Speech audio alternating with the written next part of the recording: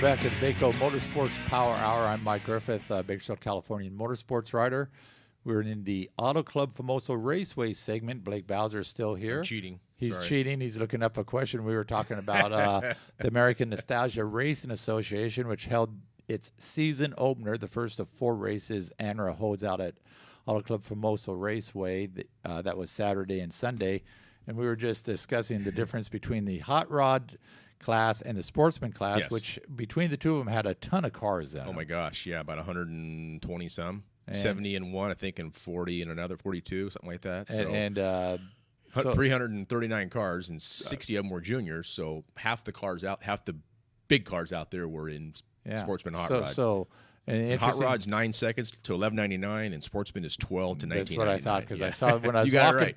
Well, I was walking down the sportsman rank. Yeah. I noticed all the dial-ins was 12 and higher. I think so at one figured time that- he separated them by year. Used to be this was a certain year and certain year here. Now I think it's that's a just good thing ET. because in sportsman and hot rod, you're going to have staggered starts there based on much Right. like bracket racing. Right. A 9-second car is going to be leaving 2 Yeah. seconds after an 11-second car. Exactly. But you probably don't want that 4 or 5 second Yeah.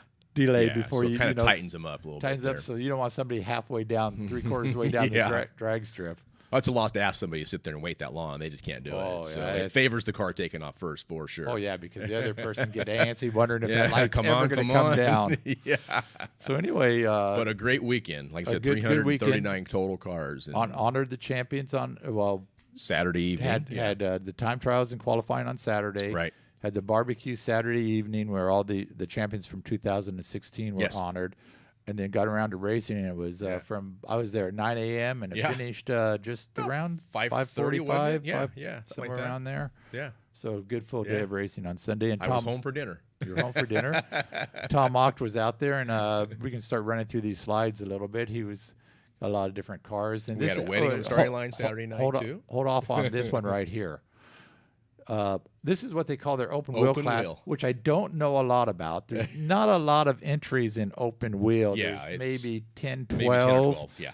But and I don't know who this gentleman is because I didn't see the That's number actually on the car. a lady. A lady. Yep. Mm-hmm. Because so it's not Brandon Dixon of Fraser Park went on to win this class, Right. But it's interesting because it's the old style chassis, and some of them run pretty quick though. I mean, Brandon ran 12 flat. Yeah. Oh, yeah. No, and the diversity is what's cool. I know we always say diversity in drag racing is what the appeal is, but this is your most diverse class right here. Right? Yeah. You can So look at the engine combination on this car compared to the next one, and Yeah. it's really an really interesting amazing. thing here, and then this looks like an NE1 car, Nostalgia Eliminator 1. D-gas car here. Yeah. About as aerodynamic as a As a- shoebox. Yeah. We know who Yeah. this is. This is Casey Truer. Casey Truer was Yeah. runner-up in A-gas. Yes. So a good run for him. This Yeah, was your that A-gas was our winner. right there, huh? Jim Teague out of Yeah. Sanger. Yeah. Sanger. So that was the winner. So And if you ever get a chance, look at all of Jim's cars. I mean, the paint jobs are phenomenal. He is an amazing painter, and just you see how deep that. I mean, it's he does his own paint on that stuff. And unreal. and that the change in the colors. and that one when you go there, it just looks like a dark yeah. maroon type car. But when you get up there It and look at changes it in on the you. sunlight, Yeah. you see a lot of depth to that. And this That's is just pure talent on Rick painting. You can't- Lodgkin's yeah. out of That's there's Bakersfield Rick. here. Yep. And yep. this interesting thing, steel-bodied car. Yes. You see a lot of fiberglass or Yes. composite bodies Right. out there running in A-gas. This is a steel-bodied Yeah, car, and yeah. he made the quarterfinals, maybe the semifinals. So good for Rick. Yeah. First time he'd raced in a while, so good for him. And we're proud of this car. We know what year it is. Yeah, you think? But I think that, and this is Jason Barta out of Bakersfield right there in NE1. Defending champion, did Yeah. not make it to the final round this year, but a strong contender. It's his dad, Steve Barta. Steve. Going to do a feature on them, probably Yeah. run it sometime before the next race in And Jason's daughter was also getting her junior dragster license, she so got they her were running license, around so- out there. He so was they pretty got out distracted there. with that, and he said, "I'm here for this. Really, if we go around, it's great, but I want to get her license." So and they did. She got licensed. Yeah. And this is another A-gasser here, just a very popular car there. Yeah. Another, I think NE1. Might be two. Might be nostalgia NE2, two. I don't know for sure. NE2 yeah. here maybe. Yeah. But again, we're showing you the diversity here. Yeah, and you could put this in the Just, back of the pickup truck. That's Gary Yeah. Lynch's car there. So, And that was our hot rod winner, here I we think, go. right? Yeah, that's Yeah. Gary Davis out of Yeah, Bakersfield yeah. won hot rod. And the other winner is E-Gas. I don't have a picture of him. Josh Wagner, formerly of Wasco, now of Bakersfield. Now Bakersfield, a proud homeowner in Bakersfield. Yeah, he won E-Gas over Jared Haston of Bakersfield. And D-Gas was an all-Bakersfield final with Jeff Kleinman Yep. getting Mike Williams Sr. Mike Williams Sr. was racing back in the 70s when I was He was racing. out there with you. Yeah. Yeah. Now that's the way to take your dog to the track, And right there. he's still racing the same old Chevy Vega. Yeah. So good for Mike. And Mike, I think, raced and then quit, and then he comes back and races a little bit. Yeah, I think so. his son got into Yeah, it, Junior, and that Mike sort of Jr.'s racing. brought him back out to the track, watching him, and then he got back into it. Yeah, So and good for them. so the dog there is a proper ear protection at That's the right. racetrack. Tom, you got to like Tom. I think Tom likes dogs. He always finds a dog shot, but a dog on a golf cart. Yeah. Go figure. Yeah. As long as we're not driving it, we're okay. Yeah, well, it was behind the wheel. Yeah, it was. It was behind the wheel, so you might have to watch on that. So a good run for Anra this year. And it was a a great way to start the year off for them. Talked to Butch Hedrick. He was pretty happy, pretty tired.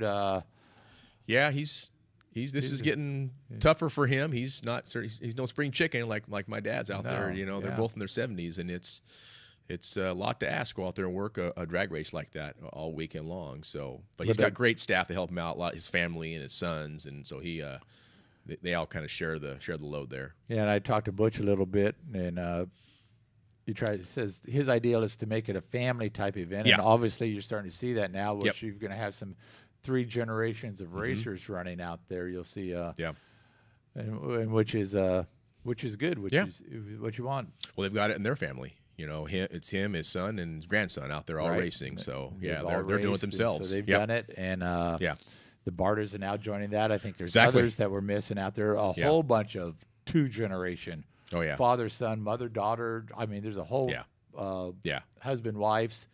But you go out there, it's just friends and family racing, and that's the thing about Anra. Pretty low key.